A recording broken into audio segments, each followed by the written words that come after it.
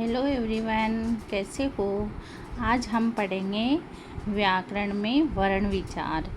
वर्ण विचार क्या होता है? वर्णों का शुद्ध लेखन, उच्चारण व प्रयोग। वर्णों का शुद्ध लेखन, उच्चारण व प्रयोग। वर्ण विचार का संबंध किससे होता है? वर्ण से। मतलब व्याकरण का मूल आधार है वो क्या है? वर्ण होता है।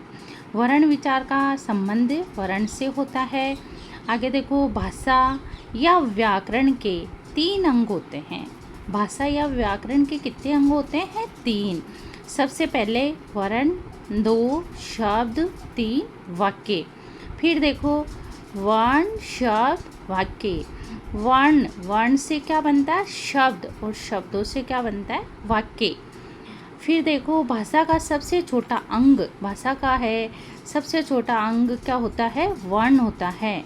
और सबसे बड़ा अंग वाक्य होता है। जो भाषा के 3 अंग होते हैं ना, उसमें सबसे छोटा अंग है वो वर्ण होता है, और सबसे बड़ा अंग वो वाक्य होता है। अब है कि वर्ण क्या होता है। अब हम सोचेंगे कि वर्ण क्या होता है, तो वर्ण का विकास ध्वनि से होता है। अपने जो मुंह से ध्वनि निकलती है, जो आवाज़ निकलती है, ध्वनि को आवाज़ भी बोल सकते हैं, तो ध्वनि निकलती है, आवाज़ निकलती है, वो उसका विकास, वर्ण का विकास होता है, वो ध्वनि से होता है। अब हमारे मन में है कि ये ध्वनि क्या होती है, तो ध्वनि भाषा का मौखिक रूप है ना, जो बोलते हैं अपन, मौखिक बोलते हैं, वो क्या है? ध्वनि है। तो इसकी परिभाषा हो जाएगी, भाषा का मौखिक रूप ही ध्वनि है। ध्वनि यानी आवाज़। भाषा का सबसे छोटा मौखिक अंग, अगर क्वेश्चन में आ जाए कि भाषा का सबसे छोटा मौखिक अंग क्या है, तो उसका उत्तर होगा भाषा का सबसे छोटा मौखिक अंग है वो है ध्वनि है।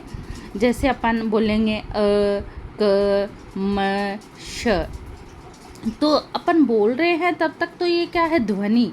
क्या है? ध्वनि। लेकिन जब इनको लिख देते हैं, जैसे ए को लिख दिया, क को लिख दिया, मैं को लिख दिया, तो श को लिख दिया, और लिखने पे ये क्या बन जाते हैं? वर्ण बन जाते हैं। तो भाषा की सबसे छोटी मौखिक इकाई, वर्ण की परिभाषा देखना। अब भाषा की सबसे छोटी इकाई, कैसी इकाई? मौखिक इकाई ध्वनि के लिखित रूप को वर्ण कहा जाता है। तो मौखिक रूप को तो ध्वनि कहा जाता है, और जब इसको लिखित रूप दे दिया जाता है तो ये क्या बन जाता है? वर्ण बन जाता है। क्वेश्चन में अगर आए कि सबसे छोटा मौखिक अंग क्या है, तब तो ध्वनि होगा। और सबसे छोटा अंग पूछे, भाषा का सबसे छोटा अंग पूछे, भाषा की सबसे छोटी इकाई पूछे, तो वो क्या है? वो है वर्ण है। आगे देखो, भाषा की सबसे छोटी लिखित इकाई ही वर्ण है। भाषा का सबसे छोटा अंग वर्ण है। अगर क्वेश्चन में आ जाए, लिखित भी नहीं आए, मौखिक भी नहीं आए, सीधा पूछे कि भाषा का सबसे छोटा अंग क्या है, तो उसका आंसर वर्ण ही होगा, न कि ध्वनि होगा। सिर्फ मौखिक रूप में क्वेश्चन आता है कि सबसे छोटा मौखिक अंग क्या है, तो उसका उत्तर ध्वनि होगा। बाकी सबसे छोटा अंग वर्ण है। वर्णों का कोई अर्थ नहीं होता है। वर्णों का कोई अर्थ नहीं होता। जैसे अपन बोलेंगे अ, क, म, स, इनका कोई अर्थ नहीं होगा। अगला देखो, बहुत ही इम्पोर्टेंट है। अर्थ के आधार पे सबसे छोटा अंग, अगर क्वेश्चन में आ जाए कि अर्थ के आधार पे भाषा का सबसे छोटा अंग क्या है, तो उसका उत्तर होगा शब्द, क्योंकि शब्दों का अर्थ बनता है। अर्थ तो वाक्य का भी होता है, लेकिन वो बड़ा अंग है, तो सबसे छोटा अंग पूछे तो शब्द। फिर आगे वाला है, भाव या भावार्थ के आधार पे सबसे छोटा अंग क्या होता है, तो शब्दों का भाव तो होता है, अर्थ तो होता है, लेकिन शब्दों का भावार्थ नहीं होता, तो इसका उत्तर वाक्य हो जाएगा। भाव या भावार्थ के आधार पे भाषा का सबसे छोटा अंग है वो वाक्य हो जाएगा। शब्दों का अर्थ ही होता है, लेकिन भावार्थ नहीं होता। शब्दों का क्या होता है? सिर्फ अर्थ होता है, उनका भावार्थ नहीं होता। जैसे लोकोक्ति होती है ना, लोकोक्ति वो वाक्य होती है, और मुहावरे होते हैं वो वाक्यांश होते हैं। ये भी बहुत मोस्ट इम्पोर्टेंट लाइन है। लोकोक्ति होती है वो वाक्य होती है, और मुहावरे होते हैं वो क्या होते हैं? वाक्यांश होते हैं। आगे वापस वर्ण। अब वर्ण की अच्छी परिभाषा देखो।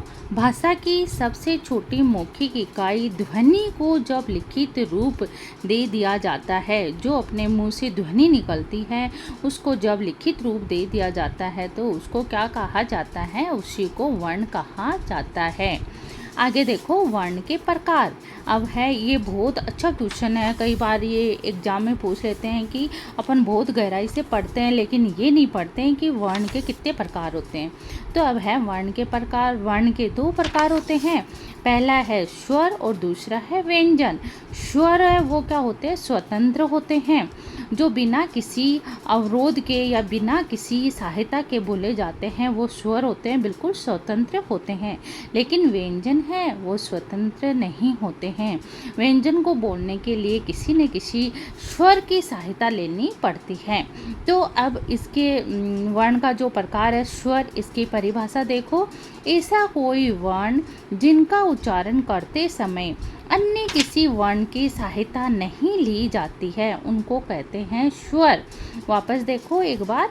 ऐसा कोई वर्ण जिनका उच्चारण करते समय या जिनको बोलते समय अन्य किसी दूसरे वर्ण की सहायता नहीं ली जाती है या वो खुद स्वतंत्र रूप में बोले जाते हैं, उनको क्या कहा जाता है? स्वर कहते हैं। जैसे बोलो ए, आ, ई, इनमें देखो किसी की भी कुछ भी साथ में अवरोध नहीं आ रहा है, किसी की भी सहायता नहीं ली जा रही है, इसलिए ए, आ, ये एग्जाम्पल हो गए इसके स्वर के।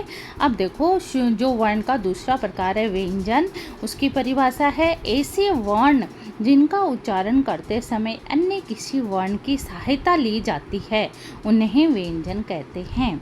व्यंजन किसको कहेंगे? ऐसे वर्ण जिनका उच्चारण करते समय अन्य किसी वर्ण की सहायता ली जाती है, उन्हें व्यंजन कहते हैं। जैसे क को बोलो क, तो क में क जोड़ ए की ध्वनि निकल रही है, तो ये ए स्वर है, इसकी सहायता ये क है जो व्यंजन है, इसको बोलने के लिए किसकी सहायता? ए स्वर की सहायता ली जा रही है, इसलिए ये क्या है? व्यंजन। ये अच्छे से आपको समझ में आ गया होगा। वर्ण की परिभाषा, भाषा के अंग और वर्ण के प्रकार, स्वर और व्यंजन, ये अच्छे से समझ में आ गया होगा। मैं आशा करती हूँ वीडियो अच्छा लगा हो तो लाइक करना, शेयर करना और सब्सक्राइब करना मत भूलना। ओके, धन्यवाद।